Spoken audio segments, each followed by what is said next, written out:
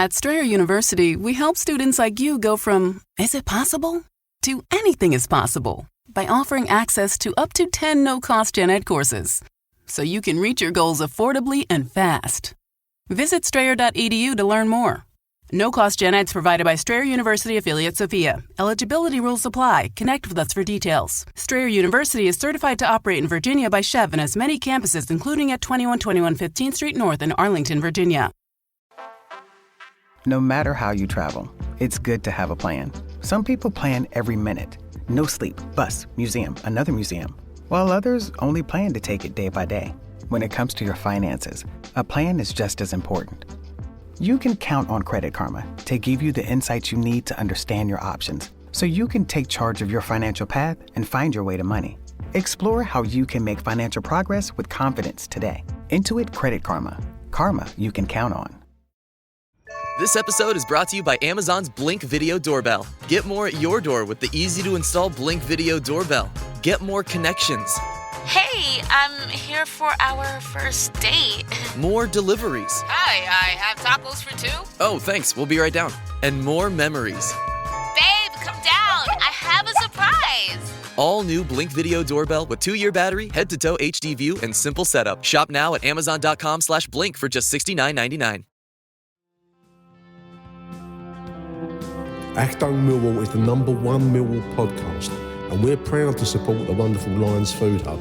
In fact, all of our advertising profits are donated to them. Why not visit the link in our X account if you're able to make a donation? Or, if you prefer, why not pick up an Achtung Millwall t-shirt from the excellent No One Likes Us clothing site, noonelikesus.co.uk. At least £8 from every sale is donated to the Food Hub. Achtung Millwall, No One Likes Us clothing, and the Lions Food Hub, supporting families in the SE16 area. You're listening to Achtung Millwall, broadcasting from the beautiful South Bermondsey.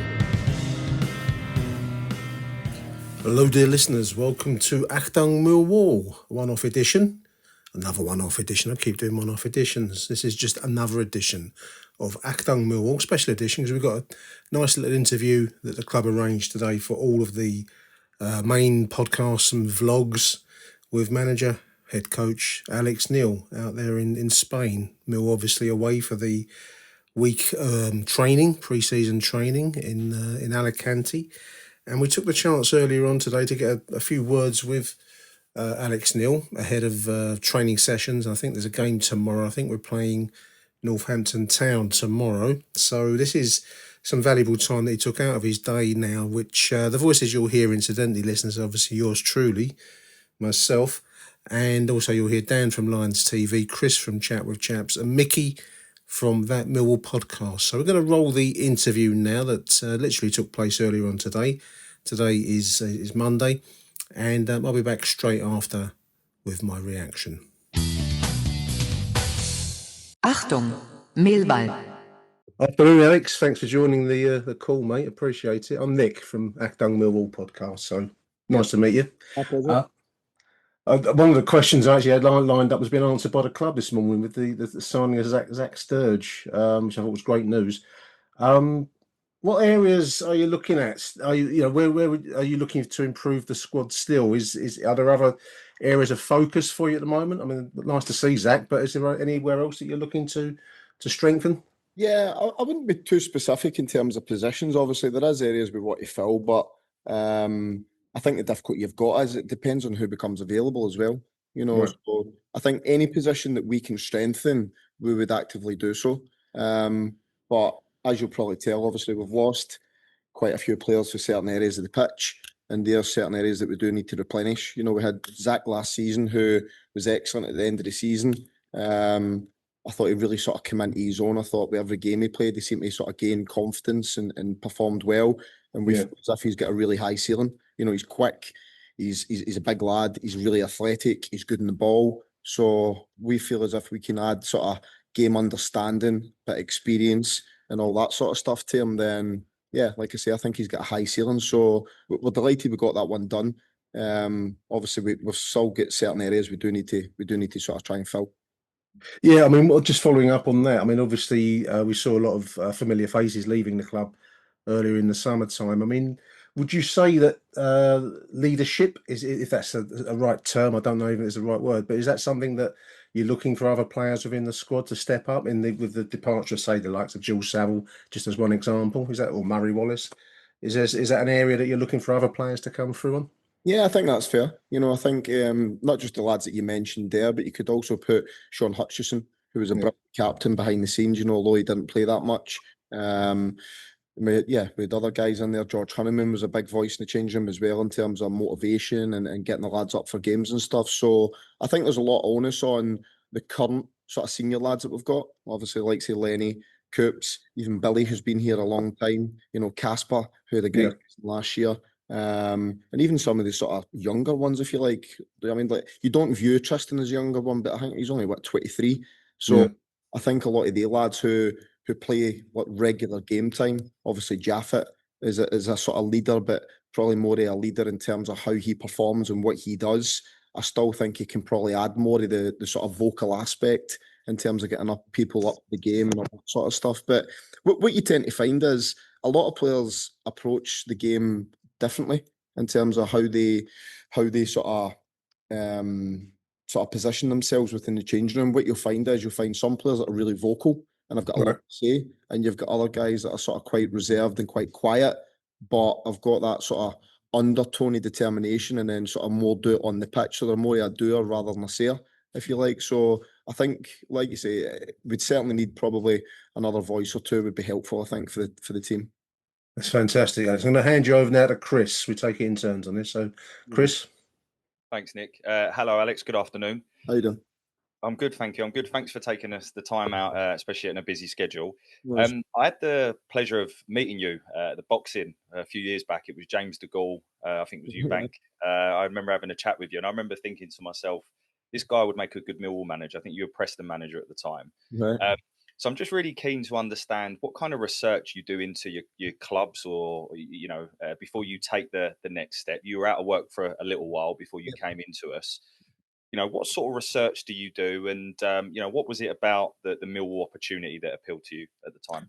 I think there's two main things that you always look at is the people you're going to be working with in terms of who the owner is, who obviously whether it be the chief exec or the director of football or I mean there's so many different names for that type of role, which obviously Steve's got for us at the moment. But I think definitely Jimmy and Steve were big factors because you want people who you feel you can work with, who you can create a good bond with. You're aligned in terms of what the strategy of the club looks like in terms of do you see yourself being a good fit for that and more importantly can you implement it as to what they want as well as looking at the squad.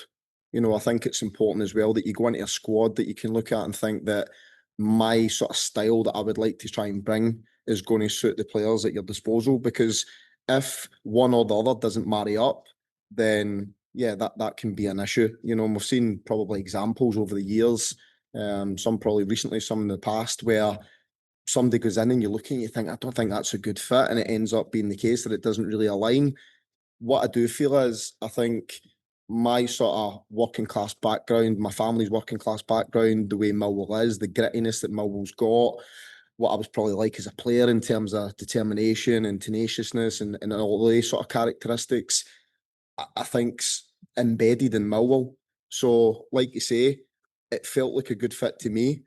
What I will say, having came to the club now, but is the perception of Millwall to the reality of Millwall is a little bit different in the fact that although we've got this sort of hard exterior, which we have, and we never sort of give up and we never sort of lay down, if you like, there is also a real sort of family closeness element within the club, and it's a great mixture.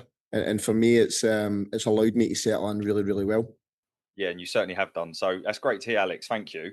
My next question is related to, I guess, more on the pitch. Now, one of the problems we've had in recent years is our ability to score goals, right? And I think it's fair to say that is an obvious one that we need to try and address moving forwards. How do you plan to tackle that in the new season, and how much of that comes into your thinking in terms of formations? So, obviously we had Mihailo and Josh playing up top. you're not normally, I think it's fair to say, a two up top kind of guy, but you're always happy to flex. So just trying to understand how you're thinking about approaching that this season. Well, it's two things, isn't it? So we didn't score a lot of goals as years have went by, as in general, Millwall. But what we have been is defensively really solid for a number of years. So what you find is, if you're defensively solid, you're going to struggle to score goals because you've got more men behind the ball, and that's sort of how you're set up. What I have tried to do is be much more aggressive and try in terms of getting the ball back and pressure and getting after it. You know, I think from January onwards, we went for about 16th in the league in terms of pressing the ball, to in the second half of the season, we were number one in terms of pressure on how many passes the opposition have, basically. So that was something we moved on significantly. I think at the end of the season, I think for probably about the last 8-9 games, we scored in every single game. Whereas if memory serves me right, I think in the first 9 games prior to me coming in, I think we'd scored maybe in 3 out of the 9 or whatever. So that was certainly an issue. As far as formations go and players are concerned, I more work it off the basis of you want to get your best players in the team.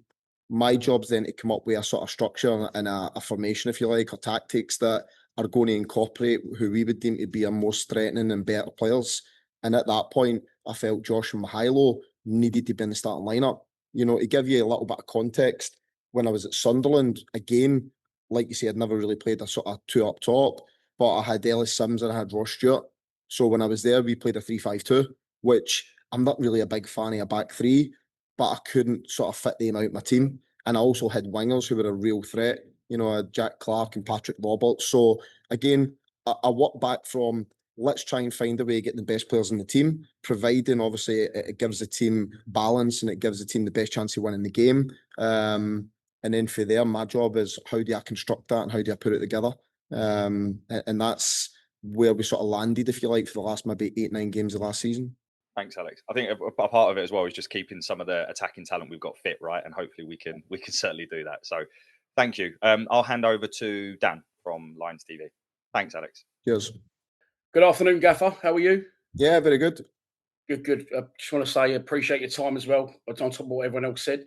My first question is, I've seen you've been very vocal in the press and on Millwall website, etc., on Twitter, that you feel the togetherness at Millwall between the fans and the players is really big and bigger up than it has been at other clubs. Have you had any personal experiences what just led you to believe that? Sorry, I don't really understand the question. So when you first came to the club, you said many times that you feel that the togetherness between the fans and the players, you know, is special at this club. What's brought you to that conclusion? I think mainly, obviously, Millwall fans are unique in the fact that when the team's doing well, they will back you 1,000,000%. But equally, if they don't like what they see, they'll quickly let you know. And I think that when you've got a fan base that's as passionate as that and like that, then what happens is it does have an effect on the team. So when the lads are doing great and the fans are behind them, that connection, I think, gets us another extra 10-15% out the players. But equally, when things aren't going well, it can sometimes be difficult, you know. And listen, there's some fans up and down the country that are like that. I think Millwall are certainly like that. And I think what it does do is when the players are playing well and the fans are behind them, I think that the players go out there with a real confidence in what they're doing. And I think that's why a lot of people over the years have found it really, really difficult to come to the Den and try and pick up points, you know. And certainly, I think we won our last 5, maybe 6 games of the season at home, which wasn't really the case when I first came in. You know, when I first came in, my home games initially was probably where we struggled more. You know, we were better on the road. And then by the end of the season, we'd sort of resolved the home form. And I felt that a big part of that was the atmosphere felt so much better towards the end of the season. You know, the fans were really behind us. You could see that they came to the games with a sort of expectation that we were going to perform and we're going to try and win, but more importantly, knew the part that they had to play in terms of getting behind the team. So that's probably where that comes from in terms of those comments. And every Millwall fan that I have met has been overwhelmingly supportive in terms of obviously wanting us to do well, wishing us well, all that sort of stuff. So yeah, I think that certainly helps. You just said there about, you know, when you first come in, potentially it wasn't going as good. It took you time to find your feet, and then once you did, the finish was absolutely brilliant towards the end of the season. potentially maybe not even on the pitch, but off the pitch, was there anything that you've had to? What's the biggest wholesale change you've had to make? Maybe in and around a training ground or whatever, if anything. Yeah, I think in terms of how we play is probably the biggest change for me. In terms of the bit that I found, or I think the players found maybe challenging, is if you think in Millwall for the last probably 6, maybe 7 years, even maybe longer than that, we've sort of played as a sort of compact, deep line team that then tries to hit in the counter predominantly. I think at home we have added an element of aggression at times. I watched the Blackburn game before I came in. We're certainly more aggressive in that match, but I don't think that that's something that was consistent in terms of how we performed. So certainly trying to get the players to press the ball and be aggressive in that first instance when the first pass was made was something that took us probably 4 or 5 games to really get a hold of. And then there's one game that sticks out in my mind so much, was at home against Norwich. And what Norwich do is make it difficult. So they sort of fold into a back three and it's hard to get and get pressure on the ball. And I remember Casper running over after 10 minutes saying, they're playing conventional, they've not folded it. Can we run after them? I'm like, yep, on you go. And the next minute, away they went. So, and that game stands out in my mind in terms of getting the balance right, like I was saying earlier, about trying to score goals, being aggressive. We were ollie-ing Norwich at home after 65 minutes. Do you know what I mean? Which, if you said that to me when I first joined it, we would have got to that stage within a short period of time. Yeah, I found that hard to believe. But what it did show was how well the players adapted to it and how well they took it on. So that was probably the biggest shift for me in terms of how we played. Yeah, and also, I think everyone will agree you've done a fantastic job so far. We know a lot about you. You've obviously managed some big clubs, but could you just tell us a bit about your assistant? Because I know the guy is, but I don't know too much about him and how important he is and the team that you brought with you behind the scenes are to you. Yeah, so yeah, your team's vital. You know what I mean? It's like being on a team as a player. You don't win anything yourself. I do my part that I feel is my strength, but there's other guys that supplement me, round me, that do the bits that I'm probably not as good at, and they're really good at it. So Martin in particular, I'll speak about him obviously because that's who you referred to, is me and Martin have known each other since we were, 10 when we went to high school. We sat in class together. He was my best man at my wedding. I was his best man at the wedding. We sort of parted ways for a little bit. And the fact he went to Ross County to play, I went to England and played at Barnsley for a while. And then when we went back into Scotland, when I moved back home, we played at Hamilton together for 10 years. So when I took over as manager there, I made him captain. When I then left, he took over as manager in his own right and managed Hamilton in the Premier League for 4 years. And then from there, my first opportunity really to take him was at Sunderland. And that was the first time from a managerial sort of assistant sort of relationship. That was the first time that we'd had the opportunity to do that. And obviously we got promoted, which was a great feeling. And then for there, obviously I've took him to Stoke and now to Millwall. So yeah, he certainly gives me balance.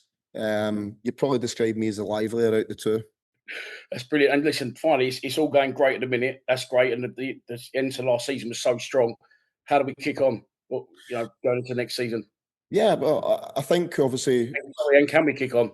Yeah, but I believe we can. Of course you can. Yeah, I think what we want to do is try and improve, and try and improve, obviously, like we've touched on, is try to score more goals, try to retain the defensive solidity that we've had in the past, which we're synonymous with, making sure we develop players and we try to make them better.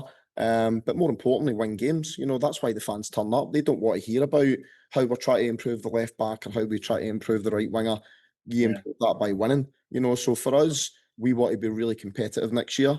We've obviously still got a bit of work to do in the window. We've lost quite a few players and we've brought a couple in. But like with every window, at the moment it's difficult. A lot of the Premier League teams, for instance, have only just come back. Crystal Palace, before we played them, had been in 3 days.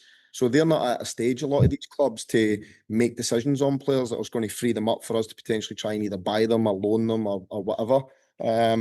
So yeah, I think for us, if we can keep, like you say, the leadership bit, we can improve on our style of play, we can try and recruit well, and we can try and keep that connection with the fans. I think through the 4 facets, I think that sets us up to hopefully have a successful season. Brilliant. Yeah, I love everything you're saying as well. I love the way you talk. Fair play. Thanks a lot, mate. Really appreciate it. Sorry, Gaffer. Yeah. Cheers. Finally, Micky. Sorry, guys. I know we usually have another round, but we're pushed for time. So, Micky, we'll finish off with you, mate. Cheers. No worries. Good afternoon. Thank you very much for your time. and giving us all. My questions normally state slightly different, rather than if you ever watch the show or whatever, it's a running joke that my football knowledge could be written on the back of a postage stamp. So I thought, rather than me trying to come up with football related questions, which these guys would probably already have asked, I thought that I'd ask some questions more related to you and your personality aside. And I think the most Millwall question that is probably on every Millwall fan's lips right now for the first question would be pie and mash. What's your views on pie and mash? And if you've been to the two Armets or Manzeys, and this will be really controversial, which one do you prefer? It's interesting because Max is laughing at the side of me because we had a debate about pie and mash the other day, and obviously he's telling me about liquor versus gravy and all that sort of stuff. So I haven't actually been yet. Right. We do intend on going. We'll set a date aside to make sure we do go. So yeah, but yeah, I want to immerse myself in terms of what it's about. You know, I live in London all the time. I only travel home to go and see my family from time to time when I've got maybe a day off here and there. But beyond that, you know what I mean? I live right next to the training ground. I really enjoy being there. My family's down regularly. They're down as soon as we come back for a week because the kids are off school. But yeah, as far as the pie and mash is concerned, I do like pie and I do like mash. So I think that's a good starting point. Whether it's liquor versus gravy, I'm not quite sure at the moment. Liquor's all right now. I mean, it's not made with eels. It's just parsley sauce, basically. So it's a very watery parsley sauce. And as long as you throw enough chili vinegar in there, then you'll be all right. My second question is another one just really to sort of get to know you to a degree. You're going on a desert island. You can only take three things. One of those three things is a book, an album, and any item that means something to you. What would be your three items? Oh, wow. See, I thought I'd throw you because you know all the football questions. I thought this way we can see what you're about rather than us getting your football knowledge. A book. Oof. You could say podcast if you wanted to. If we'd be a bit modern, shall we? Yeah.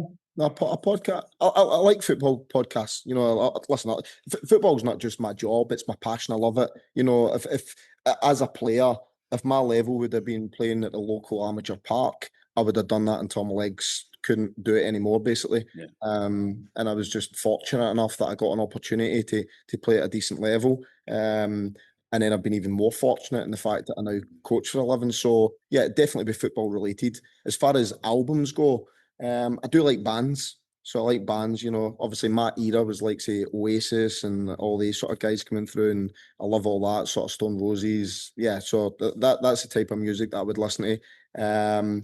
And if I was on a desert island myself and I had one sort of sentimental, it'd have to be a picture of my family, yeah, my kids. You know, they apart from football, that's the only thing in the world that means more to me, is them. So yeah. That's spot on. So yeah, many thanks. And listen, I'm more than happy to pay for you and Max to go to Manzeys, mate. And try to get some money out of Max, so we'll leave it up to him. If you want, to come along. And I won't tell anyone if you have gravy. And I won't say anything if you have gravy instead. I'll have a side pot. Thank you very much for your time. Yes, thank you. Guys, thank you for your time. Appreciate it. We'll get this sent over to you shortly. Thanks, Max. Thanks, Alex. Thank you.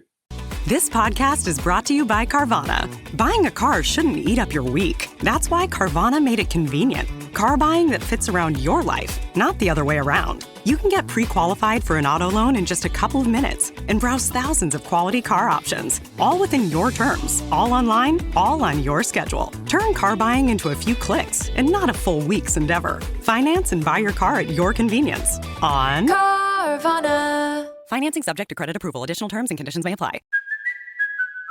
Hey there, travelers. Kaylee Cuoco here. Sorry to interrupt your music, great artist BT Dubs, but wouldn't you rather be there to hear it live? With Priceline, you can get out of your dreams and into your dream concert. They've got millions of travel deals to get you to that festival, gig, rave, sound bath, or sonic experience you've been dreaming of. Download the Priceline app today, and you can save up to 60% off hotels and up to 50% off flights. So don't just dream about that trip. Book it with Priceline. Go to your happy price, Priceline. Meet the most capable CRV Honda has ever dreamed of. The all-new CRV Trail Sport Hybrid. With all-terrain tires and available enhanced traction control, it's built for wherever the day takes you. Heated front seats and a heated steering wheel? Ideal for winter drives and crisp early starts. And with generous cargo space, it's ready for big gear and even bigger getaways. The CR-V Trail Sport Hybrid. Learn more at honda.com/CR-V. Achtung, Millwall. I want to give a shout out to our friends John Kelly and Will Scott over at News at Den. Many of you will know that News at Den is the go-to site for everything Millwall. It's part of the Southwark News, the only newspaper with a dedicated Millwall reporter who follows the Lions all over the country. What you may not know is that Southwark News is an independent small business with no investors, no big media company, nor multi-millionaire owners. It's a rare breed, a local paper for local people. And John and Will get the Millwall stories that no one else can. A lot of their stuff is free to read, but the in-depth pieces are for subscribers only. It's just £3 a month or £30 a year, and we think it's a proper bargain. By paying, you're supporting local journalism done the right way. You can sign up by visiting southwarknews.co.uk and clicking on the News at Den section. southwarknews.co.uk, click on News at Den Plus. Welcome back, dear listeners. Now, I think Alex Neil comes across really well, and he's clearly getting a lot of warm feelings for the club. I don't think you can, that's not put on. Speaking to him with the boys on the call, Zoom call earlier on, I got every sense he really is enjoying his time. He's looking forward to the season, as I think was apparent from the interview. As indeed am I. I think that we are in very good shape, especially with the news today of the signing of Zach Sturge, which has been trailed for a few days now on the various Millwall news sites, but was officially announced at least today. I think that's a massive signing. And alongside Josh Coburn up front, two deals that will not have come cheaply, but in my opinion are statements of intent by James Barrelson at the top of the tree at Millwall, and the club hierarchy itself. I think that's a really big step forwards. And I think the intent behind the club came across in that interview with Alex Neil. It's worth remembering he's actually been promoted twice in his managerial career with Norwich and Sunderland in 2022. So, the man knows what he's doing, and I think for him to be so obviously invested in the club and its welfare, I think is a huge asset. Everyone on the call, as you would have heard there, had nothing but good words for Alex Neil, and I second that entirely. So good news today in that case. That follows a friendly loss. Do you take these results seriously at the training ground, Palace training ground in Beckenham? 1-0 loss on Saturday. A goal from Jesuran Raksakai, I see on my report here. I had a quick look at the highlights on Mill TV. I didn't watch the whole stream. I can't really deal with non-competitive football-friendly matches. We had a couple of chances. Macaulay Langstaff missed a fairly strong chance. He's a boy that does need to start taking chances. He missed one, but it is early doors and it's a workout, it's a training routine at best. And there was another one, I think it was the Noir had a shot palmed over. I think that was a second half chance. But it looked fairly easy going, played in the heat of Costa del Beckenham. And that was a fairly strong Palace 11. Played across two different 11s, played across two halves. But there was a fairly decent turnout overall. I think there was a lot that post-match, Alex Neil said he took away from it, but you always have to have the caveat that this is friendly football, isn't it? More games, Northampton, as we've mentioned, tomorrow, and we're playing Spanish side Elche, and I think that's Friday morning in Murcia, Alicante in Spain. Big shout out to everyone that's gone over to Alicante for this one. Let's hope that we get some more good news as the week goes along, and then we see one or two promising performances. One of the points I wanted to make to Alex is that we need to get goals this season. I think that, as we said, 47 goals I think we scored from 46 matches is great. And you can't keep winning 1-0 all the time. You do need to get more than one goal in the game. And surely with Coburn and Ivanovic up front, a two-man attack is what I would expect, wouldn't you, dear listeners? I think that's got to be the only way we're going to get more than one goal a game. That said, as I think Alex said himself, we're not conceding many either, so you don't want to sacrifice goals at one end to generate them at the other. So it's going to be a very interesting season. I don't know what to expect out of it, really, in that first game up there at Norwich, Carrow Road. But yeah, let's wait and see. Other news, just really scanning over some of the some of the more obvious ones. New kit launched. A lot of controversy over the new kit. People do get worked up over what is effectively a blue sportswear T-shirt, isn't it? Well, it's got the Mill badge on it, but people do get quite excited over these things. I thought it was all right personally, but there we are. What else we got here? Season outlook. This will be Mill's 9th consecutive season in the Championship. Yeah, quite an achievement and not something that has been done before. So I think that's worth acknowledging under the management, successively of Neil Harris, Gary Rowett, Neil Harris again briefly, and then now Alex Neil. And we came quite close last season to the top 6. So, I think there's a lot to look forward to this season, personally speaking, listeners. Anyway, at the moment, so I thought I'd just have a quick look at one or two of the comments for some recent shows that we've got from YouTube. YouTube allows comments, as does Spotify, incidentally, listeners. So do comment on the show, whether it be by YouTube or Spotify. It's always great to hear from people, and I always do try and react back. So, if there's anything you want to say about the show or the content of the show, do let me know. But this one is from the show we did in relation to a tribute to Gordon Jago, and it's a reaction from Sean Campbell saying he was born in 1971, so he really appreciates the Mill history shows that you put out. He was into Blondie, the Selector, etc. before he discovered Millwall. Well, I don't think one excludes the other one.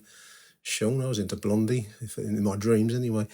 I discovered Millwall. It's just a shame someone's passed away. Let's hope no history lessons are. Yeah, I mean, I enjoy doing the Mill history. I think he means in the sense of loss of names and personalities from the past. I'm with you, Sean. Sorry, mate. Not quite on the ball there, am I? It was a show that no one wants to do these kinds of shows, obviously, but 92 for Gordon Jago was quite a good innings, I think, overall. And I'm glad that you enjoyed it, Sean, so a big thank you for the comment. Alex Micky says, an interesting listen. This is the Jago show, listeners. Much appreciated. Nick and John Rankin, being born in 1960. I remember Gordon's reign as manager well. It's clear he was ahead of his time. He was. He had a very modern idea of football as a form of entertainment, and it doesn't always work at Millwall. I think we tend to be traditionalists, but he had a very forward-thinking, almost 2025 vision of football as it has become. And Sean returns actually to mention the name change that he suggested to try and lose the hooligan image of Millwall. There was talk of changing us to Lewisham Rangers. Can you imagine, listeners? I think they were going to rename Coldblow Lane. It was something stupid. It was either Sunshine Avenue or Montego Street or something like that. I don't know. Sean says Lewisham Rangers. The Den was lawless. The Wild West. It was the Wild West before the Mill versus Ipswich quarter final in '78. There's a picture I saw the other day of the famous one with a copper standing over a coffin from the actual Wild West show. They really did have a shootout staged on the Den pitch, listeners. I was in the CBL for the Brighton game, the famous one, 1970-76. I always remember the 23,000 attendance, says Sean. 17 years old, best season there. The final game at Swindon was a carnival. Yeah, before the kick-off, the fans returned across the pitch from the home end, took the footballs off the Swindon players, had a kick-about, taking shots. That was the pre-match entertainment, says Sean. Yeah, I can, anything you can tell me about those times, I will believe, Sean, because I was there too, mate. Mark Murphy says, and remembers the time of Gordon Jago's reign. It's always been full of ups and downs, and Jago had his hands in a few of those ups and downs, just like every other manager. Tony Hazel, he mentions here, was a unit, went on to work for BT as an external engineer. I didn't know that. He enjoyed Trevor Lee and Phil Walker. Walker's pace was excellent, and I think was totally responsible for my love of a pacey midfielder winger. We could certainly use him now, Mark. I can tell you that much, mate. I remember Jago going to the Tampa Bay Rowdies, and it felt like a strange decision. It was, I think he very much wanted to be in on the, NASL. The football at the time was trying to find a new market in America. It's probably only really taking hold now in recent times for the 94 World Cup onwards, and now, as we've just seen with the Club World Cup out there, and there's an impending World Cup in 2026, I believe. trying to find a footing in a non-football culture is, it's probably the only nation in the world that plays its own sports in its own way to the exclusion of football tradition. Well, that is changing now, and we're seeing a lot more impact in US terms on the world football stage. So that can only continue, in my humble opinion. Mark continues and finishes. He was probably the one that got away, Gordon Jago. But as we all know, keeping the fans on side is a tough job at Millwall, isn't it? Just even legends fall, says Mark. Gordon Jago, MBE, RIP. Thanks for the memories. That's nicely put by Mark Murphy. A few others from other reactions. This is from one of our comments shows. Great show. I think I might have some programs from when I first went to the den. This is when I was talking about with the boys, the round table. Your first game at the den. What was your first game at the den, dear listeners? Do let me know on the comments. You can comment on Spotify. You can comment on YouTube. You could even comment on Twitter. Just let me know what your first game at the den was. It was nice. If I've got anything to add to that first game, then I will do. Your description of walking up the stairs into the CBL was absolutely spot on, says Mark Murphy. A feeling you just can't forget. I come from a family of West Ham supporters, and I've been to Upton Park a few times, but never experienced that same feeling. To date, I remembered Barry Kitchen and Tony Hazel were the centre backs, and Liam Walker were working the midfield and wings, says Mark. Good stuff, mate. What a loss that ground was. I think we fell on our feet a little bit, being that our new ground is now 30 odd years old, isn't it? The new den. We're still designed pretty much as an old school football stadium. And if I were a West Ham fan, which I'm thankfully not, I would be heartbroken to leave behind the Boleyn ground, which, love it or hate it, listeners, and we all know the back story of Millwall and West Ham, but that was a proper football ground. And to move from there to the London Olympic Stadium will be a heartbreaker. I've only ever been, I haven't seen any football at the Olympic Stadium, I hasten to add. I went to see Guns N' Roses there, and it's a big space. I mean, you're a long way away from Axl Rose and Slash, let alone game of football. So I don't know. From what I read and what I hear, the atmosphere isn't the same there as it used to be. Happy Lion 1885, talking about Billy Mitchell and leadership. One of the points made in that conversation we've just had with Alex Neil. He says, Happy says he will end up being our enforcer, midfield enforcer, and he got laughed at on House of Fun. That's not like the House of Fun, Happy. Being sarcastic, listeners. I got laughed at, fair enough. But look now, I think Billy Mitchell's got a big future, listeners. I really do. And clearly, Alex Neil, I asked about leadership in the conversation we had earlier on. And clearly, I think it's an area that Neil himself is, is looking for players to step up. And maybe that's Billy Mitchell. Let's wait and see. I think sometimes, Billy's a lovely boy. If anyone's ever met him or knows, a very nice boy. But you need an edge to you, don't you? You've got to find that edge. I think that's, easy for me to say, I know. There we are. That's the way forwards for him. Happy Line also says we need a leader on the pitch big time. Love Coops, but he's not a captain, says Honey Line. We're gutted to see Savs go, but not bothered. Saville, but not bothered about Honeyman, to be honest. And one last one, again, Happy Line, talking about Danny Mack's crossing is terrible. He says he's a traditional right back, no nonsense, and gets in there. He's always let the opposition know he's there, which is his job, isn't it? That's what you want from a right back, Happy. But crossing, another area for improvement. One thing I would say, and we touched on this in the conversation earlier, is the quality of the support that Alex Neil has brought in. I do think that we're going to improve players, and that must include Danny Mack, who's got a lot of potential. And if you can work on that aspect of his game to getting forward side of things, then, big future ahead for Danny Mack and Billy Mitchell. And here Happy's mentioning Idemo Marku, who he says was frustrating. He thinks personally he's an impact player. That's all he's been so far. And that's a shame, because I think he's got pace and power. The last 20 minutes is the impact zone, isn't it? So I suppose that's when you're going to be meaning there, Happy. Femi Aziz, I think Femi Aziz is top quality. And as Happy says here, he's going to smash it this year. He's like Jimmy. but with a bit of skill. 100%. Big thank you to all the commentators on YouTube. Do let me know what you think. This is only a short and sharp show, so I'm not going to hang around. I'm not going to bother you anymore, listeners. I'm going to call it quits there. Do give the News at Den Plus subscription a go. We're going to be trying to work with the News at Den a little bit this season to give them a bit of coverage since the demise of the South London Press. We've actually, and Richard Corley now going over to the dark side. Rich Corley mostly reporting on Charlton. He does still report on other clubs, including Millwall, but he's primarily a Charlton voice now. There's a big space and a big need for support for the News at Den because that's the only outlet that we've got. Now, I've actually subscribed, listeners. I will be upfront. I've taken out a subscription. It's only £3 a month. It's not much. And you get the first month for nothing. And it does keep you in touch with the Millwall story. It's got a lot of good content on there. Got a good podcast on there, actually, with John Kelly speaking to Will Scott. And I'm hoping to give them as much support as I can do this season, based on the fact that we need good quality Millwall reportage, don't we not? But if we don't have it, then you're down to the nonsense Twitter accounts like Football League World and the like. So big up to News at Den. You will be hearing their name quite a bit, one way and the other, across the shows this season. There we are. I'm going to call it quits there, listeners. I want to say a big thank you to you for listening to this impromptu show.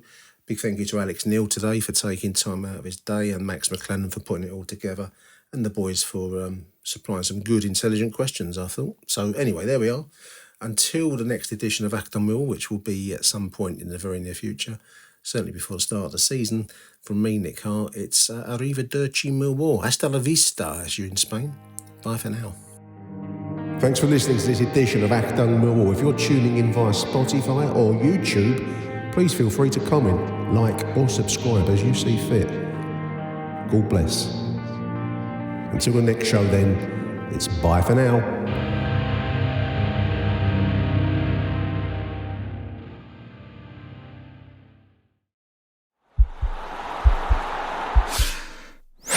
This podcast is part of the Sports Social Podcast Network.